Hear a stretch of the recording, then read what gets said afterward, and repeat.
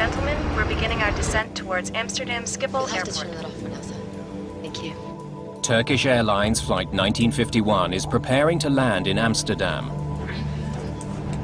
Amsterdam, Turkish 1951, descending to 7,000, speed 250. The crew is flying a state-of-the-art Boeing 737. Flaps 15. Localizer alive, localizer capture. In the final moments of the flight, the landing turns into a catastrophe.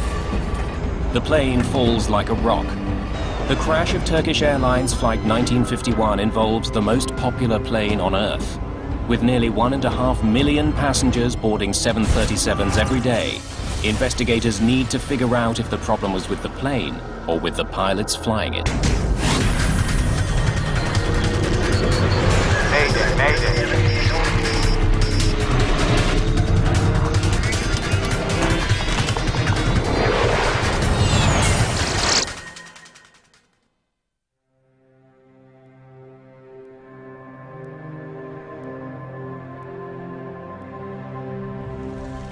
On the morning of February the 25th, 2009, Turkish Airlines Flight 1951 becomes the first plane to crash at Amsterdam's Schiphol Airport in more than 10 years.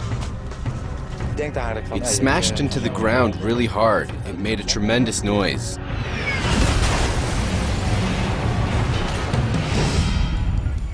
The plane hits the ground in a muddy field just north of runway 18 right. Since the crash was so close to the airport, rescue workers arrive quickly. Most of the passengers have survived, but many are badly injured. Survivors are taken straight to local hospitals.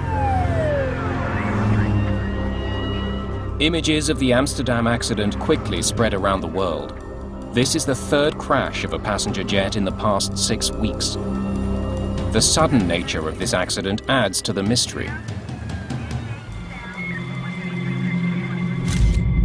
It doesn't take long for the Dutch safety board to arrive at the scene. They will be investigating this accident, but they won't be alone. The crash involved an American-made plane, so the US National Transportation Safety Board sends Joe Sador, one of its most experienced investigators, to Amsterdam. When it's a non-US registered aircraft that crashes overseas, such as this Turkish Airlines, we are the state of manufacture and design of the airframe, and also in this case the engines. Fuselage in 3 large pieces, engines forward of the main wreck site.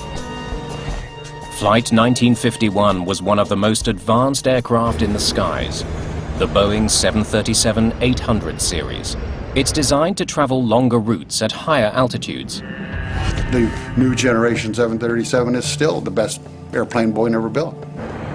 We developed an airplane that had an improved wing, improved avionics, simpler systems that required less maintenance. Investigators know this isn't just any plane. The 737 is the world's best-selling commercial jet. Finding out why this one crashed is imperative. There are more than 5,000 of them in the skies. They carry about 1.5 million passengers a day. Investigators must quickly determine if there's a flaw with the plane that could cause another accident. What they know so far is that Flight 1951 had been traveling from Istanbul, Turkey, to Amsterdam. There were 128 passengers on board the early morning flight, including 4 engineers from Boeing. Ladies and gentlemen, we're beginning our descent towards Amsterdam Schiphol Airport. Please raise your seatbacks to the upright position and stow away your tray tables. There was no mention on board of any kind of trouble in the cockpit.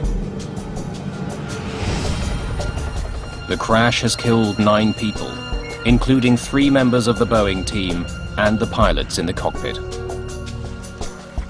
See if you can get me some aerials of the crash site. There are eerie similarities to another recent accident involving a Boeing aircraft. British Airways Flight 38. Approximately a year before this, there had been a 777 short landing at Heathrow, which had a dual-engine flameout. In that accident, a Boeing 777 fell to the ground short of the runway. The British Airways pilots reported that both their engines stopped delivering power just before landing. At the time of the Turkish Airways crash, the cause of that accident hasn't been found. Like in that case, investigators have plenty of clues to work with. The plane and its engines are largely intact. The flight data recorder and cockpit voice recorder are found in good condition. There are also plenty of survivors to describe what happened. According to the passengers, the landing had been routine, but then suddenly the plane simply dropped out of the sky and hit the ground.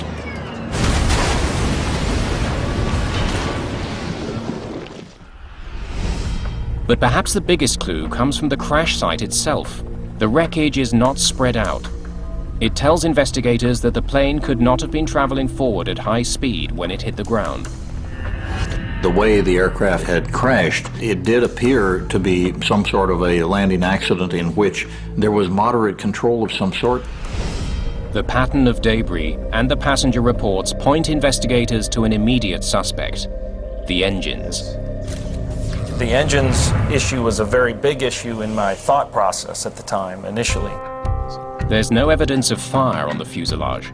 In many crashes, fuel in the plane's tanks ignites on impact. The lack of fire raises an obvious question. Did the engines stop running because Flight 1951 had simply run out of gas? That was one of the first thoughts that I had was, did this airplane have fuel aboard?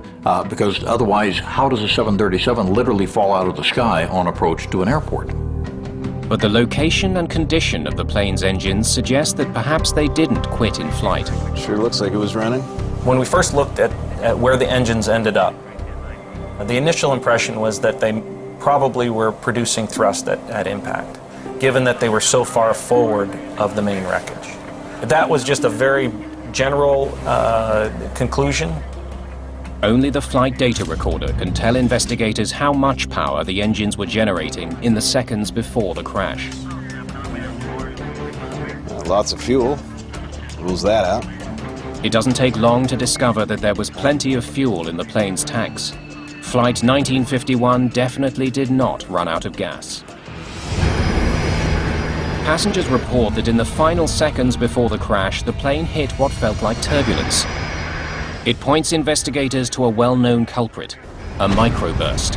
A microburst is a powerful column of air that shoots out of storm clouds. It can literally slam a low-flying plane to the ground. If an airplane flies into that at approach speeds, you're not going to be flying anymore, you're going to come out of the sky. Certainly it was one of the things that all of us took a look at the beginning, was there a microburst?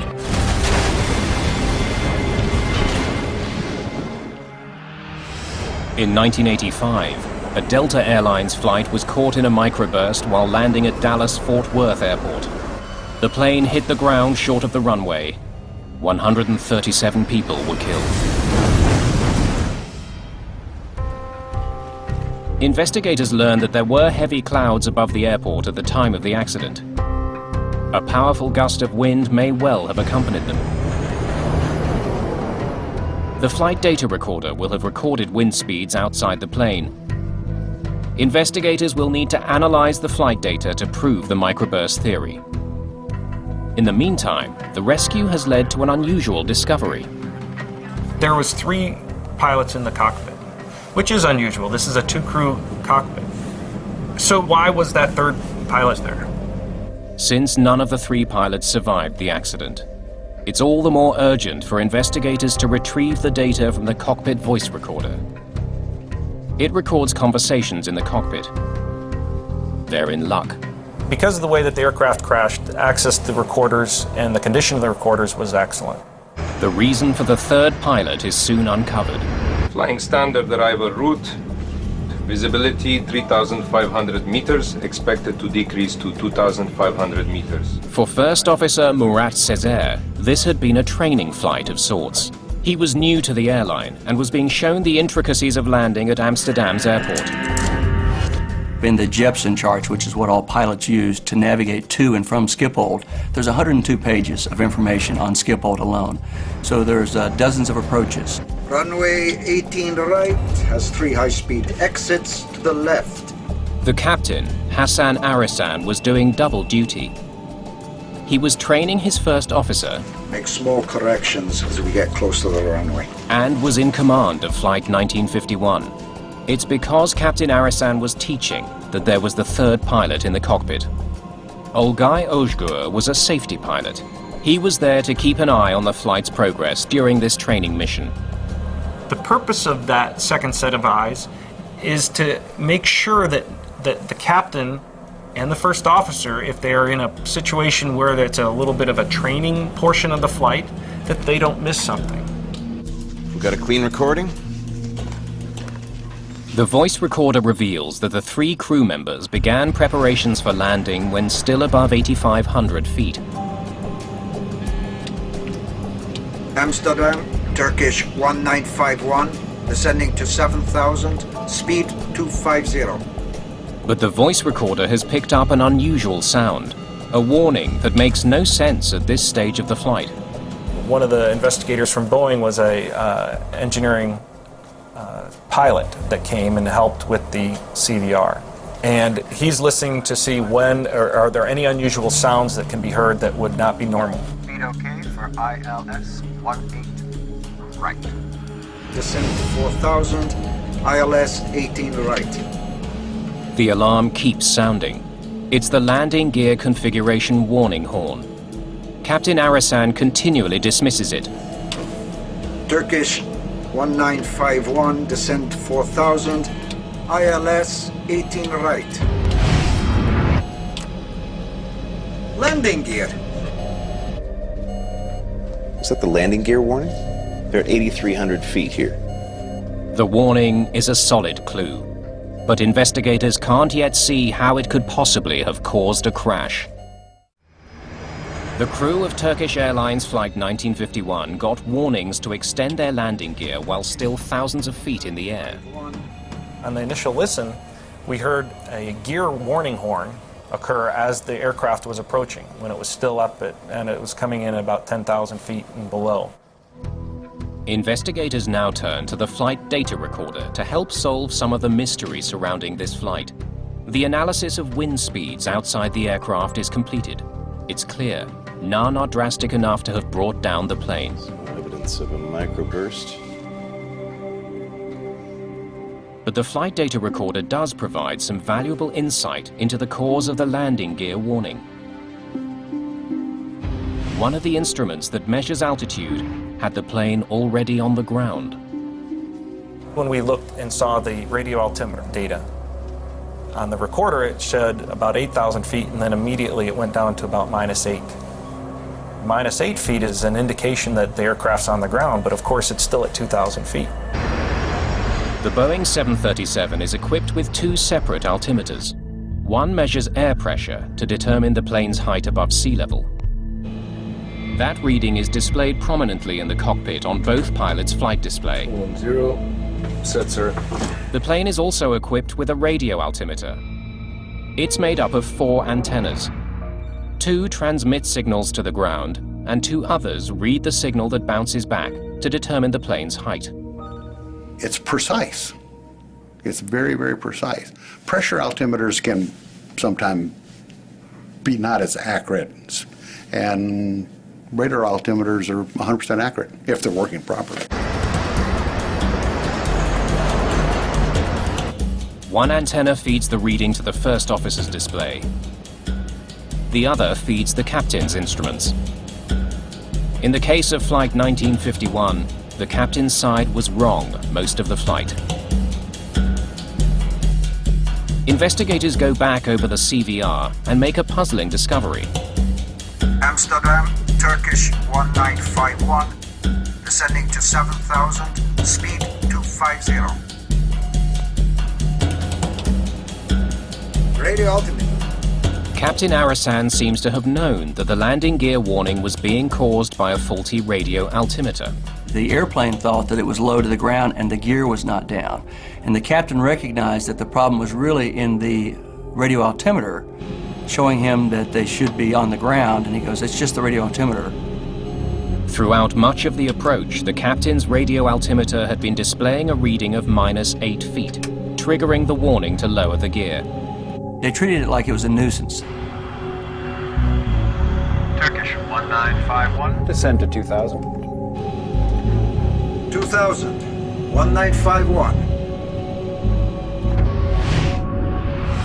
Investigators dig for any other abnormalities. They learn that with Flight 1951 still about 17 kilometers from the airport, controllers directed the pilots to begin their final turn to line up with the runway. Turkish 1951, left heading 210, cleared approach. 18 right. Left 210, clear ILS, Turkish 1951. 210 set, sir. This turn puts Flight 1951 in line with runway 18 right. It's equipped with an instrument landing system, which sends out a signal outlining the ideal descent path to the foot of the runway. The autopilot follows that glide path until the plane is a few hundred feet from the ground. Then the pilot takes over. It makes landing almost effortless. The ILS is pretty easy to follow. It's a video game. My daughter has flown in a simulator and can land a 737 using the ILS. The crew begins configuring their plane for landing, unfazed by the warning horn that's repeatedly triggered by the malfunctioning radio altimeter. Flaps 15. 10 kilometers out, Flight 1951 picks up the ILS signal that will guide the plane to the runway. Localizer alive. Localizer capture. The safety pilot, Olgay Ojgur, now reminds Captain Arasan about the failed altimeter. We have radio altimeter failure, sir. Okay. Turkish 1951. Runway 18 right. Clear to land. Clear to land, thank you. Investigators are stumped. The crew knew about the malfunction and continued their approach. How had it then caused them to crash? Clearly there was more to this accident than a faulty altimeter. The whole premise of airline safety, the way we build the airplanes, the way we fly them, is based on the idea that we can have any number of failures and we should still be able to arrive safely. The radio altimeter is just one instrument. There's no way in the world that that one instrument, if it fails, should be a major cause of worry that we're going to have a crash. Investigators wonder if the crew had been given proper guidance for their approach. They turn to exchanges between the pilots and the controller who guided them in. They carefully review every instruction. Turkish 1951, descend to 4000. Speed okay for ILS 18 right. Turkish 1951, descend to 2000. Turkish 1951, left heading 210, cleared approach 18 right. By following the controller's instructions, the crew made their final turn much too close to the runway. So to intercept properly, they should be here. International guidelines call for approaching planes to intercept the signal that guides them to the runway from below. It's so pilots don't have to make any drastic last-minute course corrections to get to it. To intercept here, they had to descend. But Flight 1951 was given instructions that brought it to the threshold of the glide slope while still way above it. It's a common practice at Schiphol because it gets planes to the runway faster. Because they were so close, they had to capture the glide slope from above. Although it is an unusual situation, it is one that can be handled by a flight crew if it is managed properly. Approaching a glide slope from above is more difficult, mostly because the crew has to suddenly slow the plane and descend rapidly to intercept the signal. We also call this a slam dunk approach, and some pilots like it, some pilots don't. It's a little bit harder, and things happen quicker when you're above the glide path trying to intercept from above, and it's just a challenge for a lot of pilots. The approach from above increased the crew's workload, but it's standard practice at Schiphol Airport. I've flown into Schiphol dozens of times, and I expect it. If the controller's instructions had somehow overtaxed this crew, their conversations would indicate it. They're just 5 kilometers from the runway. 1,000. Check. Flaps 40. Speed brake. Speed brake armed. Green light. One thing at a time. Landing gear. Gear down. 3 green. Flaps. Flaps 40. Green light. 500. All lights on. Please warn the cabin crew. Cabin crew, take your seats. Then, real trouble. A stall warning. Speed, sir. I have control. 100 knots of speed. Arisan fought to save his plane, but just 400 feet above the ground and only 1.5 kilometers from the runway, the Boeing 737 suddenly fell straight down. It only took a few seconds for it to hit the ground.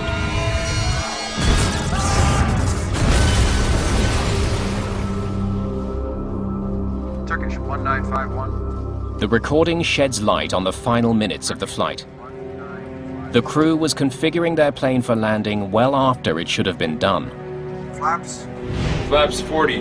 Green light. Most airlines have regulations that call for a flight to be stabilized, to have all checklists completed by the time the plane hits 1,000 feet. In instrument conditions, you're required at 1,000 feet to have basically everything done. The airplane is configured, you have slowed, you have run your before landing check, and you have received your landing clearance. And from 1,000 feet on in, you just monitor the instruments and we're looking for the runway. Please warn the cabin crew.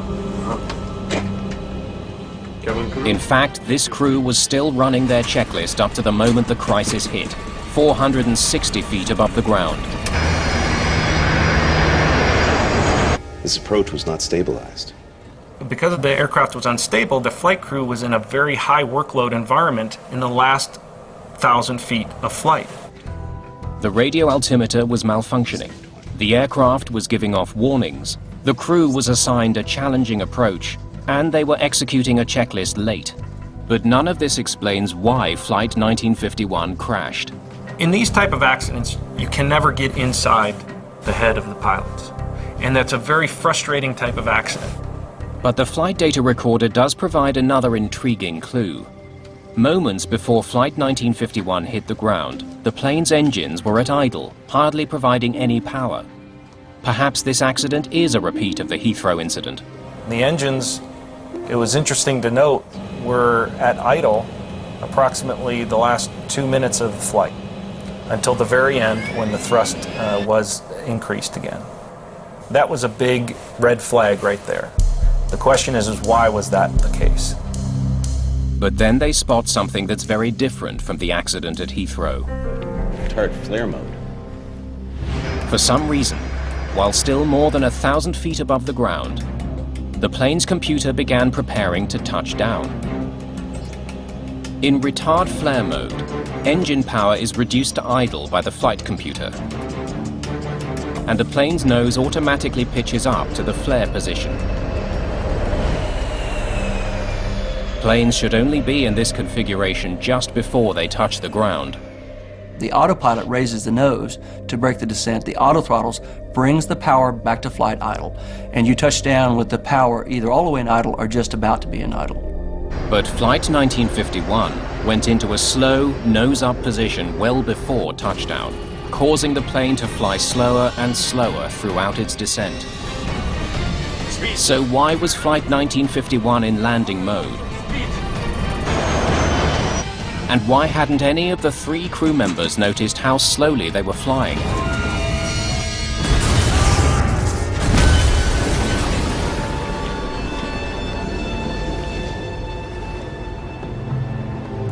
So, what else was going on when the engines went to idle? The trouble seems to start with the malfunctioning altimeter. We had to look at the system as a whole and see how that -8 affected the other systems on the aircraft. And that was a very big portion of this investigation. We had to say, how did the autopilot use that data? More importantly, how did the auto throttle use that data? The computer that flies the plane consists of two main systems, the autopilot and the autothrottle. The autothrottle determines how much power to ask the engines for, while the autopilot controls the plane's altitude and direction.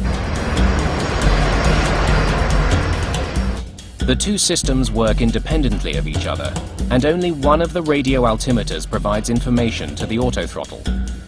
In this case, I had to learn everything there was about radio altimeters and autothrottle systems, which I didn't know before. The pieces of the puzzle begin coming together when they find the connection between the faulty radio altimeter and engine power. The radio altimeter provides information to the autothrottle from the captain's side.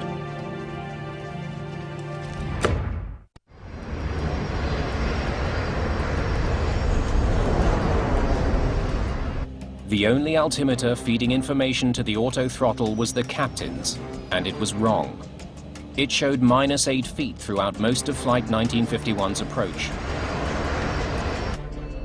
It's beginning to look like the faulty radio altimeter triggered the events that led to the crash.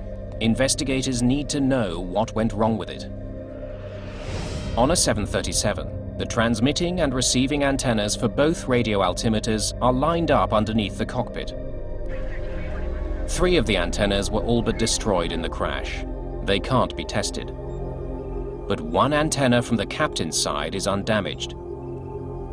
Investigators consider 2 possibilities: a failure of one of the components, or some sort of interference that caused the faulty reading. The only component that survived the crash checks out.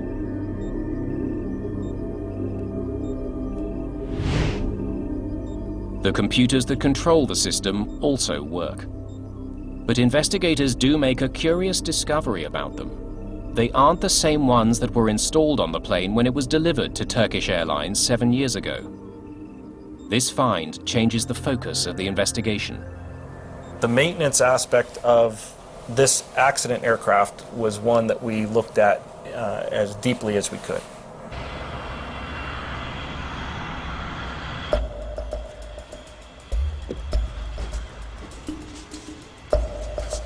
When the plane's maintenance log is studied, investigators find that the radio altimeter on this plane had a problematic history. We got additional data from Turkish Airlines, and that data showed that on this one aircraft, of the past, I believe, over 1,000 flights, there was about 150 flights that had faulty radio altimeter systems. The documents show that a little more than a year before the crash, both computers were replaced because of complaints they were causing faulty readings. One of the incidents involved a radio altimeter reading of -8 feet. So that was telling us that there was an issue that had been there. The issue did not just occur on this flight. The faulty readings persisted. Mechanics repeatedly swapped the computers and replaced the antennas to try to solve the problem. It's determined that Turkish Airlines tried several ways to fix the altimeter, but they couldn't find a repair that worked. At the time of the accident, Turkish Airlines had a fleet of 52 Boeing 737-800 series airplanes.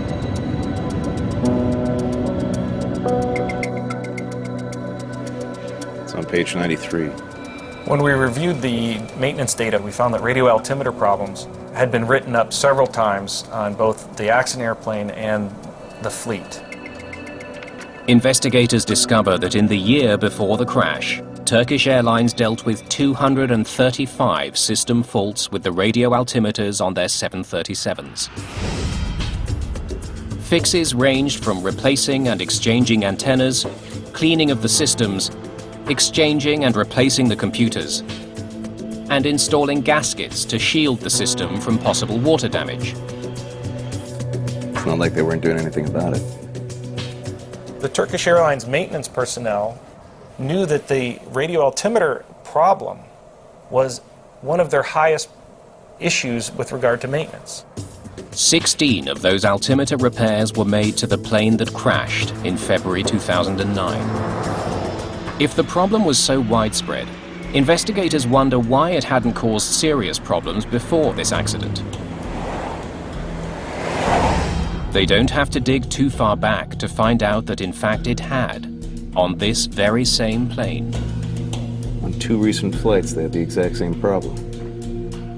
Twice in the 48 hours leading up to the accident, the radio altimeter showed a negative reading, putting the plane into retard flare mode.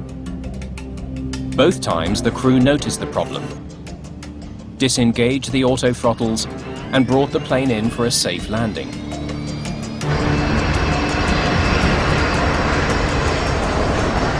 You just disconnect it and fly the airplane. In the months after the crash, other operators come forward with similar stories.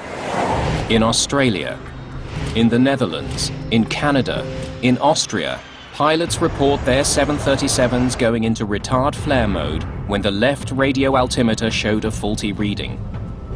Each of those crews reacted the same way. They disengaged the auto throttle and pushed the power back up manually. They all landed safely. Things are going to break on an airplane, and usually you're able to identify that and take that out of, make it so that it's not a threat for the landing. In 2008, Boeing received a whopping 2,569 reports of faulty radio altimeters on their latest 737s. But very few of those cases involved the plane going into retard flare mode. Hardly any reports at all. Boeing also tried but couldn't find the cause of the failures. They concluded that the radio altimeter problem was not a threat to safety because the 737 gives off enough warnings so that crews can intervene and land safely. In fact, in every instance where the radio altimeter failed, crews were able to recover. Turkish Airlines Flight 1951 seems to be the one exception. Investigators still don't know why. It really got us wondering of what happened. And that's when we started to look really closely at the actions of the flight crews while it was on that final approach in less than 1,000 feet. Finally, as investigators again revisit the last minutes of Flight 1951, the circumstances of the tragedy become clear. They see a remarkable sequence of events that transpire to bring down this plane. So, what was happening when the plane went into retard flare mode? They discover that the plane went into landing mode and pulled back power at the worst possible moment, exactly as the crew was descending to meet the glide slope. It masked what was actually happening. As the crew configured their plane to drop down to meet the glide slope, they expected the plane to slow down as part of that maneuver. But the plane was actually slowing down because the computer was in landing mode. That's why none of the 3 pilots said anything about the throttles moving to idle. It was insidious. Where it first captured in the retard mode, it didn't hurt them at all because they were actually high and they were a little bit fast. And the pilots actually wanted the power back anyway. In fact, the throttles may have already been in the flight idle mode as they were trying to get down and slow down. The trouble starts here at 8,300 feet, 13 miles out from the airport, minutes before the crash.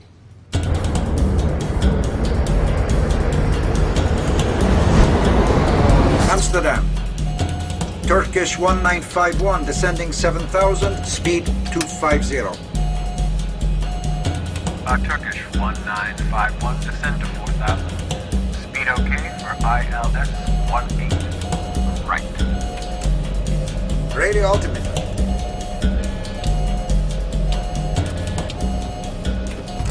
Would the crew have known that because of that radio altimeter they would have gone to a retard flare mode in the throttles? No. It was a common problem at the airline, but the crew couldn't see the risk it posed this flight. We have an airplane that was malfunctioning in a very minor way, but in a way that, if not caught, could and did metastasize into something much more virulent. Turkish 1951, descend to 2,000. 2,000, 1951.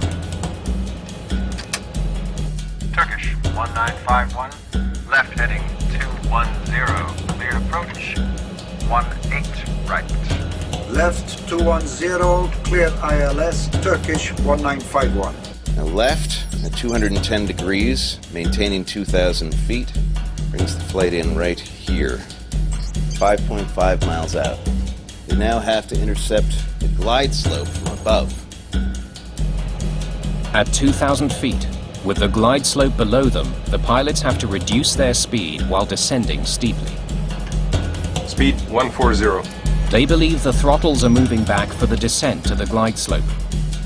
In fact, the auto throttle is slowing the plane down because it's gone into landing mode. It will continue to slow the plane until it stalls. What we found is that when the flight crew was doing their before landing checklist, each one of them was doing something while they should have been monitoring their airspeed. For the next 100 seconds, no one notices what's happening. Until it's too late. Established altitude set. 1,000. Check. Flaps 14. Speed set. The experienced pilot recognized that the first officer was probably a little bit behind on the approach, so he calls for flaps 40 and moves the lever, informing the first officer that he has done so. He's trying to help the first officer catch up to the position of the aircraft. Speed brake. Speed brake armed. Green light. One thing at a time. Landing gear. The plane is now 700 feet from the ground. Gear down. 3 green. Flaps. Flaps 40. Green light. In their haste to complete their checklist, none of the 3 crew members noticed the warnings that their speed is dropping dangerously. First, a red bar appeared on their flight display. Then, when the airspeed continued to drop, a flashing box appeared around their actual airspeed to draw the pilot's attention to it. At this point, no one sees either. Cabin report confirmed. The aircraft is now 600 feet from landing. When things start changing colors, it's a warning to you, it's a caution to you that you're approaching the limits of the aircraft. Missed approach. Altitude set. 500. So all of these indications the crew has in front of them saying that the aircraft is slowing down. During that time, they were still completing their checklist. Of course, the aircraft is getting closer to the ground. In fact, it's less than 500 feet from touchdown. And right before the stick shaker started, the captain told the safety pilot, Please warn the cabin crew. Cabin crew, take your seats. Speed, sir. I have control. By the time they advanced the throttles to full power, it was unrecoverable. They were too low for the engines to catch up. And that's it. It's now too late to save this plane.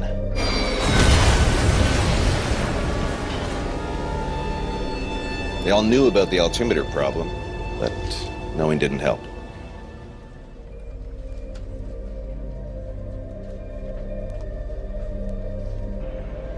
Boeing also didn't foresee the potentially deadly effect of a faulty altimeter. But on February the 25th, 2009, it triggered an unusual sequence of events that brought down a jetliner and killed 9 people. The official report into the accident blames it on a convergence of circumstances.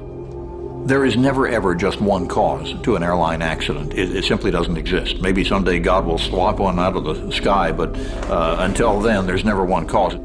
The Dutch report also points out that Boeing could have realized the problem with the radio altimeter system could have had an impact on safety. Given that no one foresaw how that failure might cause a crash, the Turkish Airlines accident raises a big question. Are airplanes becoming too complex?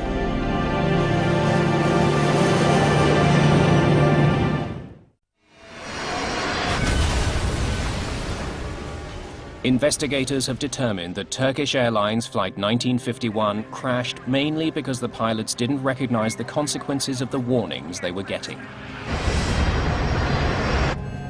Turkish 1951, descent to 4,000. This is not the first plane to crash because the crew didn't understand what their plane was telling them.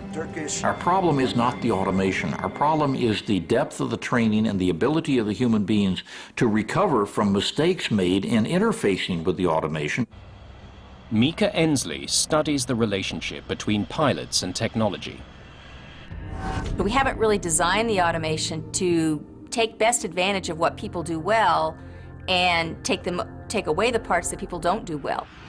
In 1996, The crew of an Aero Peru 757 crashed when the pilots couldn't decipher contradictory warnings about their altitude and airspeed.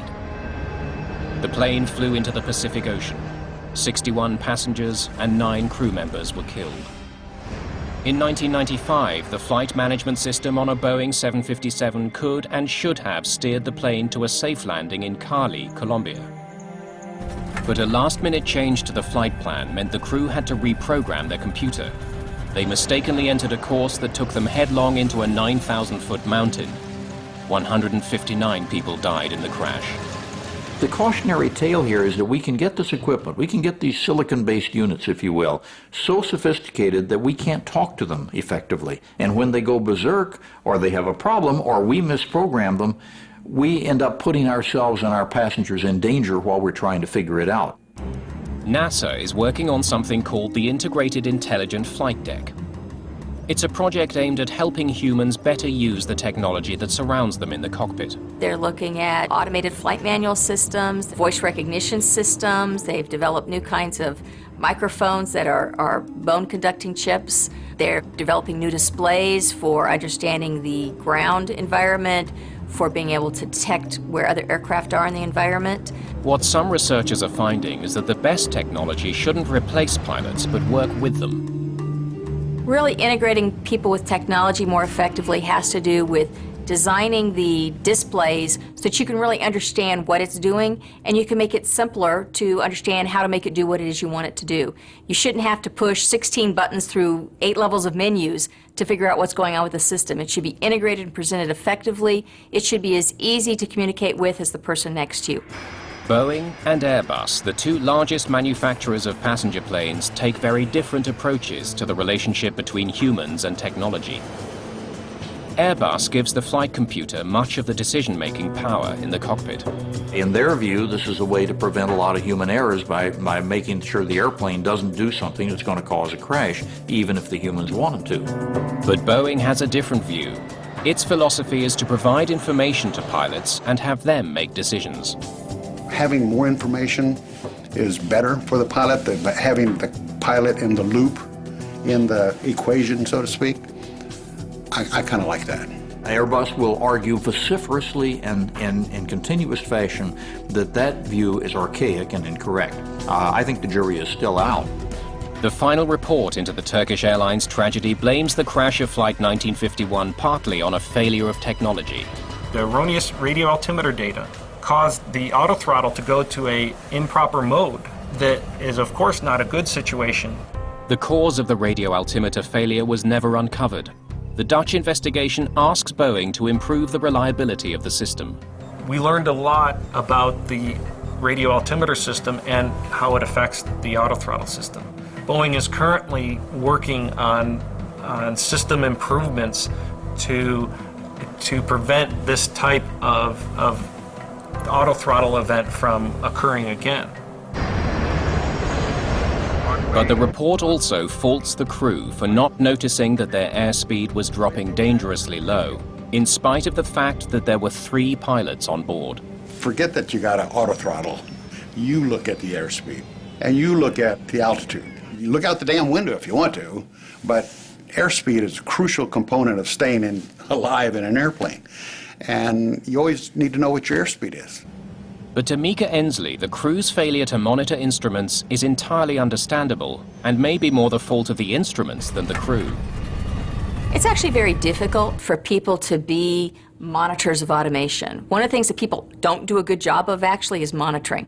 We're very good on-the-spot decision makers. We're very good at coming up with creative solutions to problems, but repetitive monitoring is the kind of thing that actually people aren't very good at all. So what we have to do is design automation to work with people in a way that keeps them more actively, cognitively involved and in the loop, and not just monitoring a piece of automation to say, is it doing what it's supposed to be doing? Who's the ultimate computer? The pilot, the individual who should be able to say, I don't know what this thing is doing to me, but I'm punching it off and flying the airplane. Fly the jet. Probably the smartest thing we ever learned to say in our training in the airlines, fly the jet. Do that first or nothing else counts. That's what they forgot to do.